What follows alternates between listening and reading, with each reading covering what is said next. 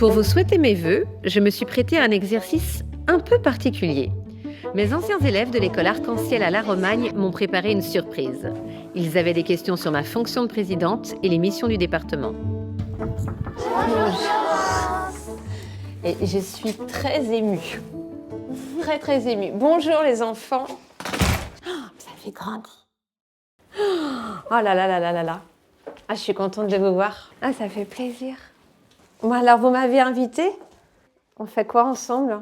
Eh ben en fait, on va te poser des questions sur ce que tu fais pour le département. Et tout ça, ça va être filmé comme tu as pu le voir et diffusé ensuite. D'accord. Est-ce que tu mets en place des actions pour lutter contre le harcèlement dans les collèges? Oui, Elsa. Depuis plusieurs années, le département, il déploie des actions très concrètes pour lutter contre le harcèlement parce que c'est un fléau. On ne doit jamais accepter, jamais tolérer, jamais imaginer que ça puisse être acceptable pour telle ou telle raison. C'est non, non, non catégorique. Donc on a des ateliers, on a des conférences, on a des personnes qui viennent témoigner. Et puis on a un collège à Angers, à 1 heure d'ici, qui s'appelle le Collège Renoir, qui a créé un escape game.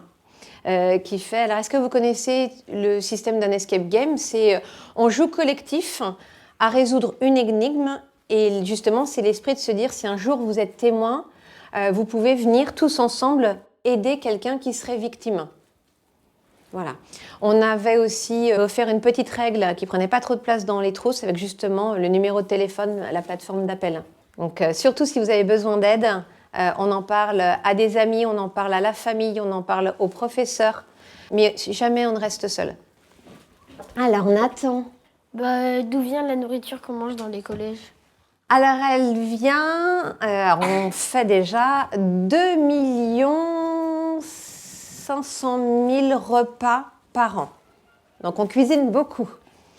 Mais on veut vraiment que vous ayez une alimentation de qualité parce qu'on a la chance dans ce département d'avoir beaucoup d'agriculteurs qui travaillent aussi des produits de qualité. Donc, on travaille les circuits courts. On a envie, parce qu'on a des chefs dans les cuisines qui sont juste passionnés, avec une équipe qui les entoure aussi, qui ont envie de se former régulièrement, de créer des menus qui sont à la fois équilibrés, mais qui soient aussi joyeux dans l'assiette. On est content de déguster des fois des produits qu'on connaît plus ou moins. Donc voilà comment on compose les repas. Et puis on travaille aussi tout ce qui est anti-gaspillage avec 15 collèges qui sont dans cette dynamique-là. Mais on veille vraiment à la qualité. Et c'est aussi pour ça qu'on a une enveloppe financière, un budget qui est important pour garder cette qualité. Alors c'est Lucie. À quoi ressemblent les cours de récréation dans les collèges? Alors, les cours de récréation, quand vous allez arriver en collège, vous verrez, on a tout un projet avec les collègues pour qu'elles soient végétalisées. Alors, ça veut dire quoi, végétaliser les cours? C'est faire en sorte qu'on y plante des arbres. On crée aussi des endroits où on peut se ressourcer, des îlots de fraîcheur quand il fait excessivement chaud, où on peut justement passer un bon moment. Et puis quand il y a suffisamment d'espace et que ça s'y prête, on a aussi développé de l'éco-pâturage. Donc on a 55 moutons et on a aussi des ruches, parce qu'on sait que les ruches, elles sont essentielles et elles protègent aussi notre planète. C'est la raison pour laquelle on végétalise les cours. On en fait plusieurs par an. On va créer un nouveau collège dans le département qui va être à Beaupro. Et l'architecte qui a été choisi a proposé justement un nid très, très enveloppant qui permet justement d'avoir ces cours végétalisés. Oui. Est-ce que c'est le département qui protège les enfants dont les parents ne peuvent plus s'en occuper? En effet, on a beaucoup d'enfants qui ont besoin qu'à un moment donné, on les protège.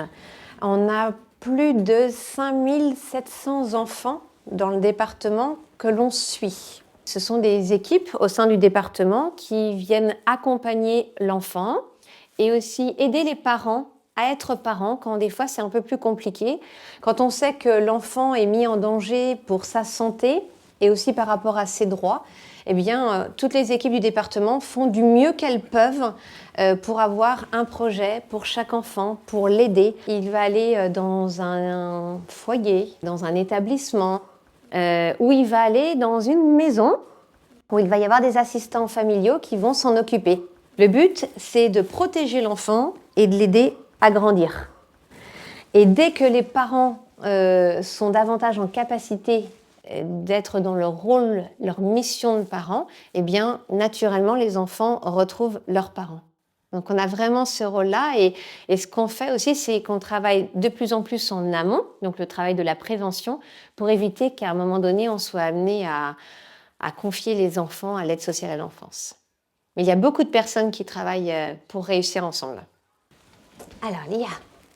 Est-ce que nos arrière-grands-parents peuvent rester vivre chez eux le plus longtemps possible? Oui, l'objectif, c'est vraiment que nos grands-parents restent le plus longtemps possible chez eux, dans le respect évidemment de leur santé. C'est pour ça qu'on accompagne vraiment. S'il y a des travaux à faire dans la maison, on aidera à les financer.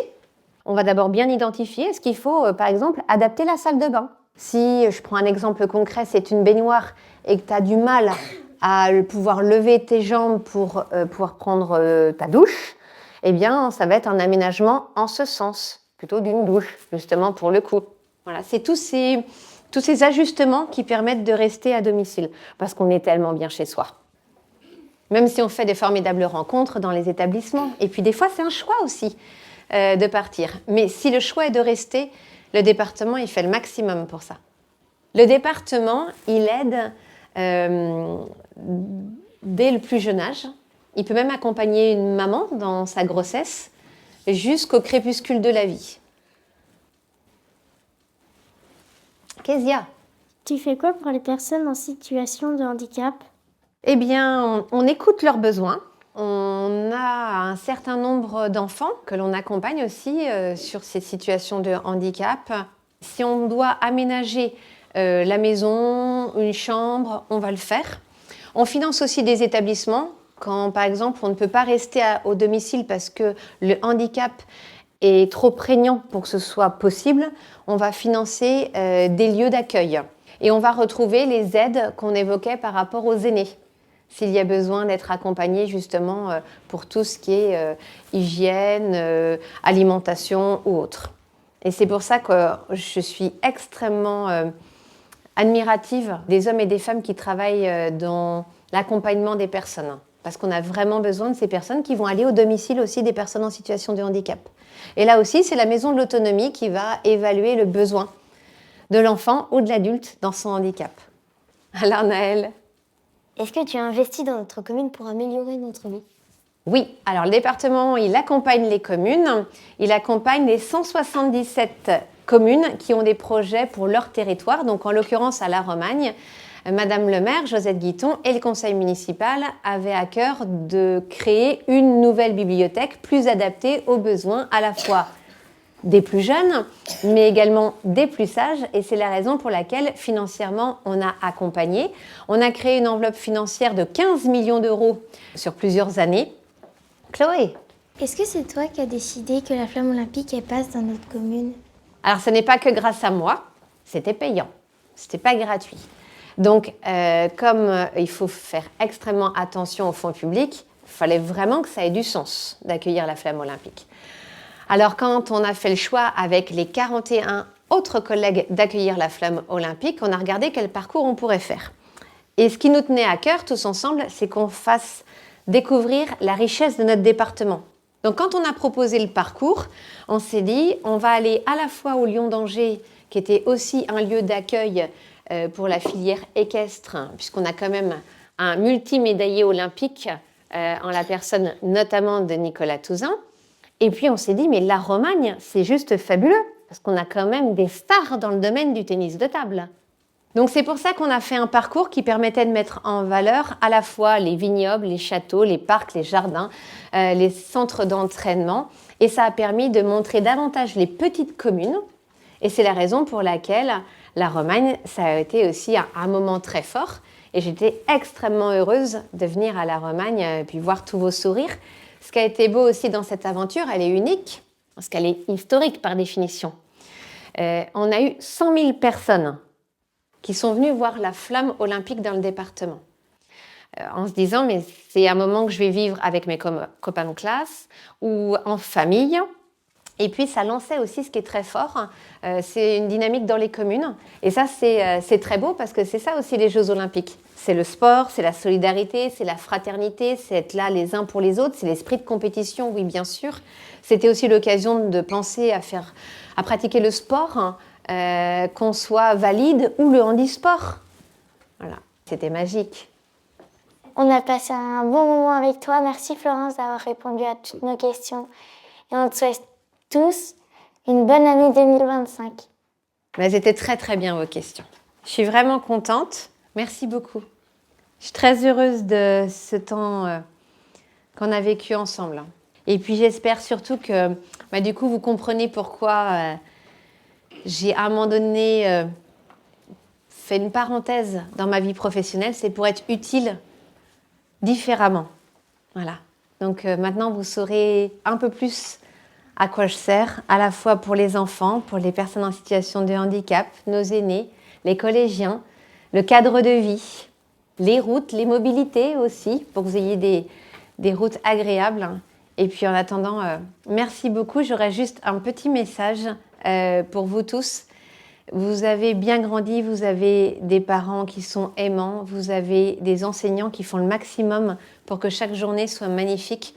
Alors surtout, soyez ambitieux pour vos projets, osez plein de choses, intéressez-vous à tous les sujets et puis je vous souhaite vraiment le meilleur. Merci beaucoup de m'avoir invitée, c'était une formidable surprise. Je vais sûrement repartir comme je suis arrivée avec beaucoup d'émotions, mais j'ai passé un moment merveilleux avec vous.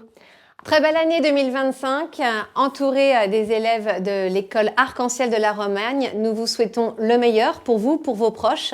Surtout, prenez le temps de vivre des moments pour vous ressourcer, découvrir le territoire magnifique qu'est celui de l'Anjou, parce qu'après tout, c'est la force de la douceur. Et encore une fois, soyons dans un département solidaire, fraternel, avec beaucoup d'ambition collective. Bonne année! Bah, c'était bien. Non, elle est toujours aussi sympa. J'ai trouvé surprise, émue et elle était contente d'être là, je pense.